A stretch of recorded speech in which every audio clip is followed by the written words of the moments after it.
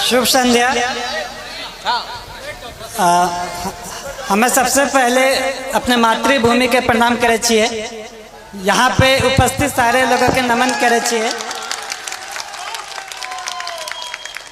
हमरो नाम शुभम कुमार छे। हमरा ठेठी उतना अच्छा ना आवे छिए।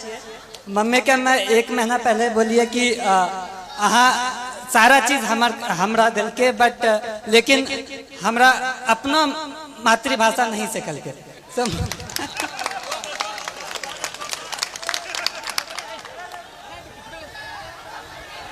आप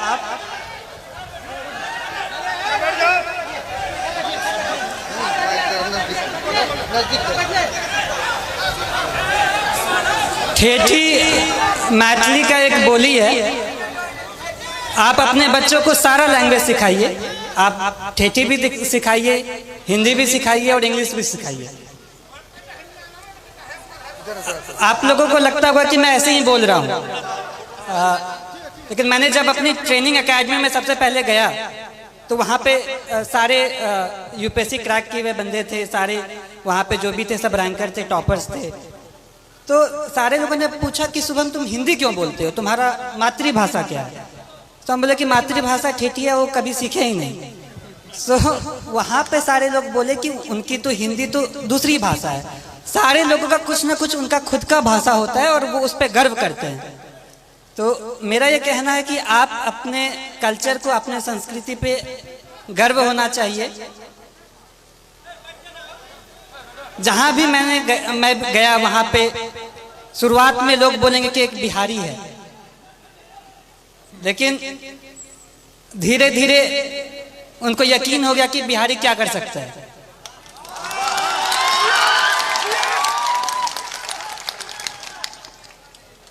वो बोला कि बिहारी ऐसे बोलता है। बोला गुजराती भी तो अपना अलग भाषा बोलता है।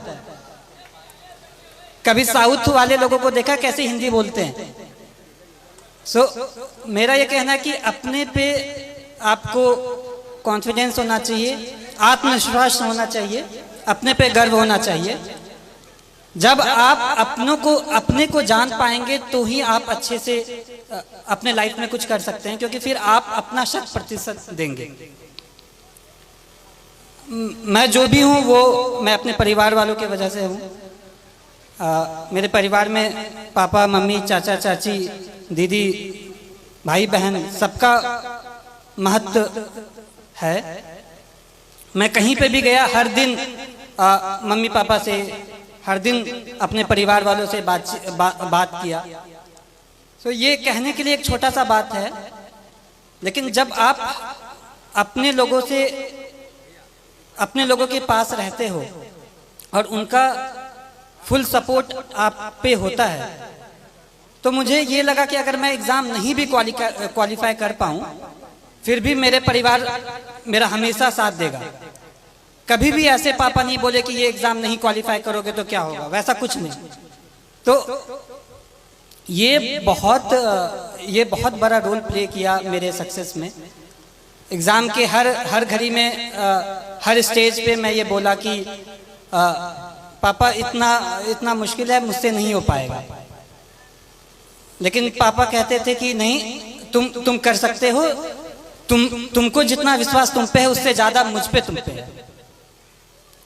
तो ये सपोर्ट जो है वो बहुत यूनिक रहा, वो बहुत अलग किस्म का सपोर्ट रहा। और दूसरी बात जो पापा कह रहे थे कि चाचा भी कह रहे थे कि घर का माहौल अच्छा होना चाहिए। तो अभी तक मैं एक इंसिडेंस मैंने नहीं बताया है कि मुझे असल में मोटिवेशन कहाँ से मिला। एक बार ऐसा हुआ कि पापा को याद भी नहीं होगा, बालदेव दादा मेरे घर पे आते हैं। वो अपनी बेटी की शादी के लिए कुछ 3000 रुपये पापा से उधार पे लिए होंगे, और उनकी बेटी की शादी पापा यहाँ मंदिर में कराए थे। तो पापा ने ये नहीं कहा कि 3000 रुपये मैं दे रहा हूँ, वो कहा कि नहीं, आपको वापस करना है। फिर वो मेहनत किए और फिर वो 3000 वापस जब दे रहे थे तो मैं भी देख रहा था। पापा ने सारा नोट काउंट किया 500 के नोट से, फिर एंड में 3,000 रुपये दादा को दे दिया कि ये आपकी मेहनत की कमाई है, ये अपने साथ रखे।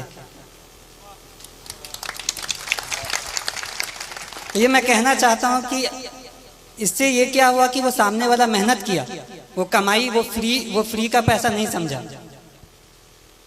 इसी तरह मैं भी चाहता हूँ, मेरी ये कामना है कि मैं भी लोगों के लिए काम करूँ। एक बार रिजल्ट आ जाना बड़ी बात होती है, लेकिन उससे बड़ी बात है कि लोगों के आशाओं पे खड़ा होना।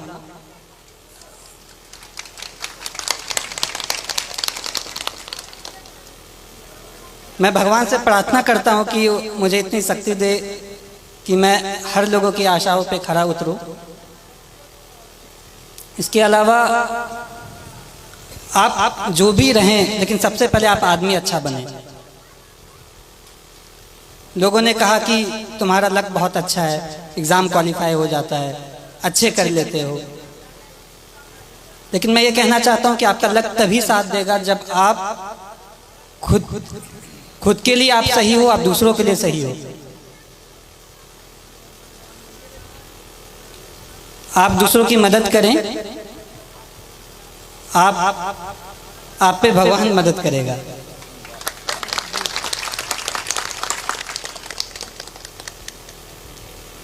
छात्रों के लिए मैं ये कहना चाहता हूँ कि जैसे बचपन में मुझे लोग कुछ कहते थे कि बहुत जिद्दी है, मैं अब कहता हूँ कि जिद्दी है तो ठीक है, मैं ये करूँगा, मैं करके दिखाऊंगा। ये जिद भी बहुत अच्छी चीज़ है।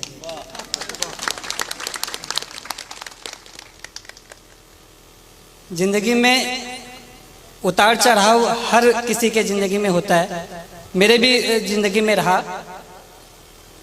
जब विद्या विहार में क्लास 6 में गया तो 110 लोगों में मेरा स्थान जो होता था वो 40-50 के आसपास होता था, लेकिन पापा मुझे कभी फोर्स नहीं किया कि तुमको पहला स्थान ही लाना है। क्लास 6 में ऐसे ही रहा, 7 में भी क्लास 40 के आसपास ही रैंक रहता था।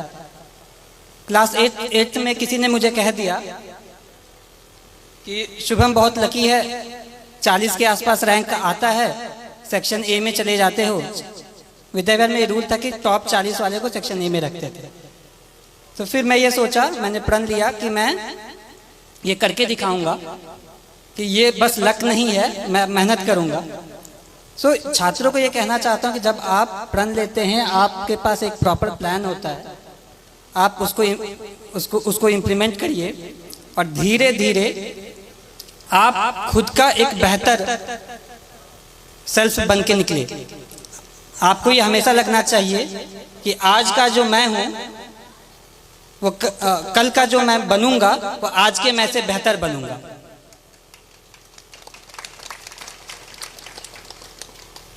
जिंदगी बहुत चीज़ सिखाती है, संघर्ष बहुत चीज़ सिखाता है, और लाइफ के हर फेज में हमारी कोशिश ये रहती है कि मैं अपना एक बेटर सेल्फ बनूं, मैं इससे भी और अच्छा बनूं, और मेरा भी यही रहेगा।